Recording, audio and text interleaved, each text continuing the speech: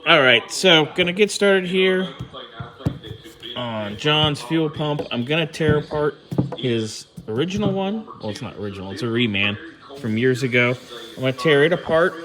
It was leaking right through these weep holes here. So we're gonna get this torn apart, get it all situated sitting here, and then later on, either the rest of the day today or tomorrow, I'll pull that defective new one off and tear it down side by side. So I'm gonna get this ripped apart. Sorry, we got Snowball Derby on. It is Sunday. The race is on.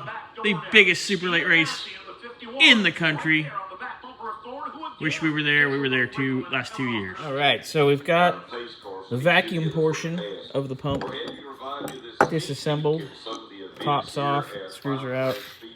There's all the spring and all that jazz. And nope. It's kind of wet and gassy in there, so diaphragm out. So the diaphragm on the vacuum side is looking good. It's actually intact, so for the most part, that rubber's definitely got some fuel soak to it. So now we're gonna go pull the other side off.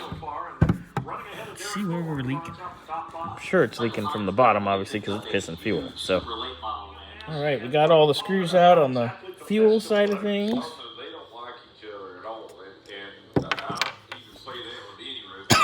Ooh, stinky. It's obviously seen better days in here. Ugh. Here is our diaphragm, and you can see the tear. You can see the tear right there. It's hard to see it. Zoom in on it. There it is. That's where our fuel's seeping through. Right there. Look at that. You can see that diaphragm's cracked all the way around. That's why it leaked. I popped the diaphragm, the arm off the diaphragm from the pump arm. You can see it right there by the hole. It comes right off. That diaphragm has seen better days, boys and girls. All right, so the next video, we're going to actually tear apart that new one and see why it doesn't want to pump. And we might actually be able to steal the diaphragms out of it, put it in this, and away we go. I've had to do that before, so we'll see what happens.